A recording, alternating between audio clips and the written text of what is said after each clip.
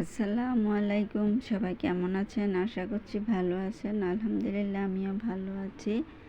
আজকে আরেকটি রান্না নিয়ে চলে আসলাম। আজকে আমি ব্রয়লার মুরগি দিয়ে রোস্ট রান্না করব। আমি এখানে লেগ পিস নিয়ে নিয়েছি, আর এখানে আমি দই 1 চা চামচ, আদা রসুন বাটা 1 চা চামচ, আর এখানে আমি একটু colour, orange colour, food colour এটা একটু দিয়েছি, আর লবণ দিয়ে আমি এটাকে এখন ম্যারিনেট করে রেখে দেব 15-20 মিনিট বা আধা ঘন্টা। এটা আপনার প্রয়োজন মতো আপনি রেখে দেবেন। আমি এখন 15 মিনিট রাখার পরেই আমি এখন ভাজতে চলে আসলাম। এখন আমি ভেজে নেব।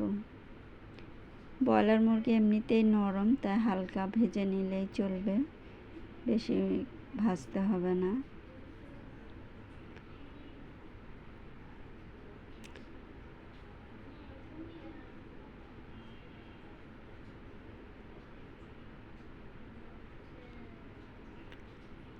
আমি এখন ভেজে নিয়েছি, আমার এগুলো ভাজা হয়ে গিয়েছে, আমি উঠিয়ে নিচ্ছি।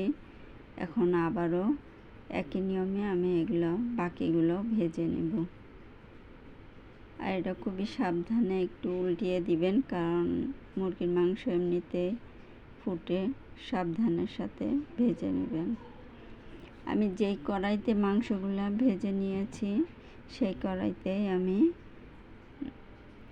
রোস্টটা বসিয়ে দিব। এখানে আমি তেজপাতা দিয়ে দিয়েছি, আর এখানে পেঁয়াজ আমি ব্লেন্ড করে রেখেছিলাম সেটা দিয়ে দিলাম। একটু ভেজে নিব পেঁয়াজটাকে।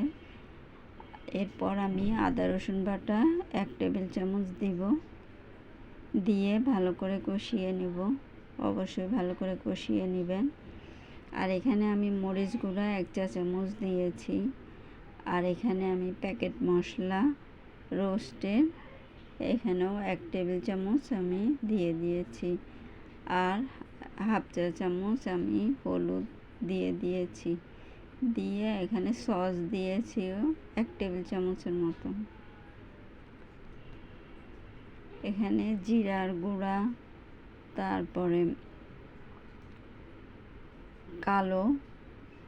কালো গোলমরিচের গুঁড়া, আর দিয়ে আবারও ভালো করে নেড়ে ছেড়ে তারপর আমি মাংসগুলা দিয়ে দেব, দিয়ে ভালো করে নেড়ে নেব।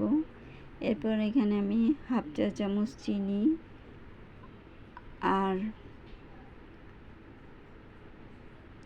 দিয়েছি। এখন একটু কষিয়ে নিচ্ছি। আর এখানে আমি 4-5টা কাঁচামরিচ আস্ত দিয়েছি। অনেকে ঝাল কম খান, বেশি খান, সেটা আপনাদের প্রয়োজন মতন আপনারা দিয়ে নেবেন। আর এখানে আমি বেরেস্তা দিয়ে দিয়েছি পরিমাণ মতন। আর এখন আমি লবণ পরিমাণ মতন দিয়ে দিচ্ছি, যেহেতু ভাজার সময় দিয়েছিলাম, তাই পরিমাণ মতন অবশ্যই দিয়ে দিবেন। এবার আমি কষানো হয়ে গিয়েছে, আমি এখন পরিমাণ মতন পানি দিয়ে দিব। ব্রয়লার মুরগি হতে সময় বেশি লাগে না, তাই খুবই অল্প পানিতেই হয়ে যায় সিদ্ধ, তাই আমি সেরকম পানি পরিমাণ মতন দিয়ে এখন ঢেকে দিব।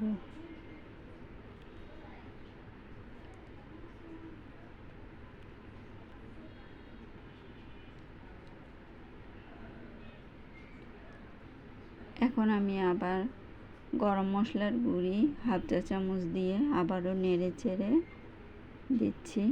এবার আবারও ঢেকে দিব, আবারও কিছুক্ষণ রান্না করে নেড়ে চেড়ে দিব। খুবই সাবধানের সাথে নাড়বেন, কারণ ব্রয়লার মুরগি নরম, বেশি নাড়াচাড়া হয়তো মাংসগুলা ভেঙে ভেঙে পড়ে যেতে পারে। আমি এখন এখানে কষিয়ে নিচ্ছি।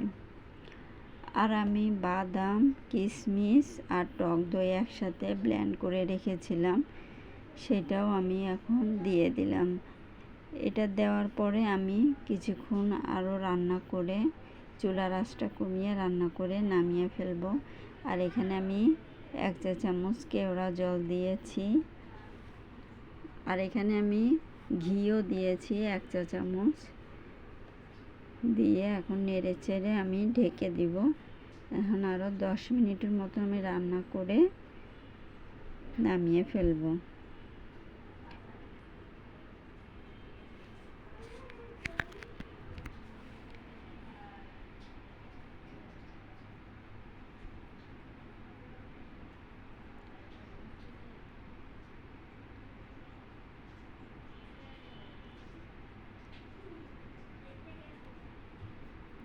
যদি ভিডিওটি ভালো লাগে লাইক কমেন্ট শেয়ার করবেন। অবশ্যই রেসিপি ফলো করে বানিয়ে খেয়ে দেখবেন। আর বাচ্চাদের জন্য মুরগির মাংস এমনিতেই নরম,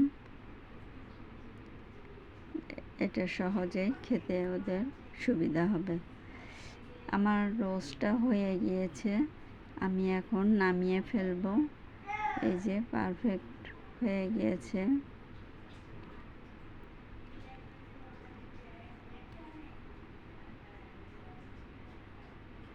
এখন আমি এটা নামিয়ে পরিবেশন করব। যে পাত্রে আপনারা পরিবেশন করবেন সে পাত্রে সাজিয়ে নেবেন।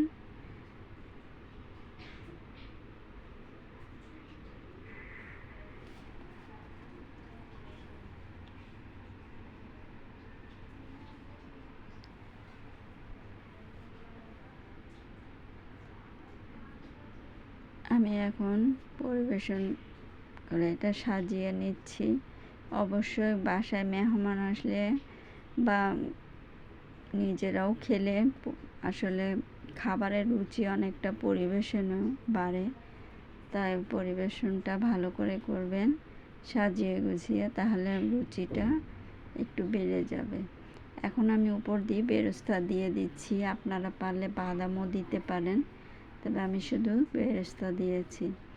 দিয়ে যে তৈরি হয়ে গিয়েছে আমার ব্রয়লার মুরগির চিকেন রোস্ট। কেমন হয়েছে অবশ্যই বলবেন। সবাই ভালো থাকেন। আল্লাহ হাফেজ।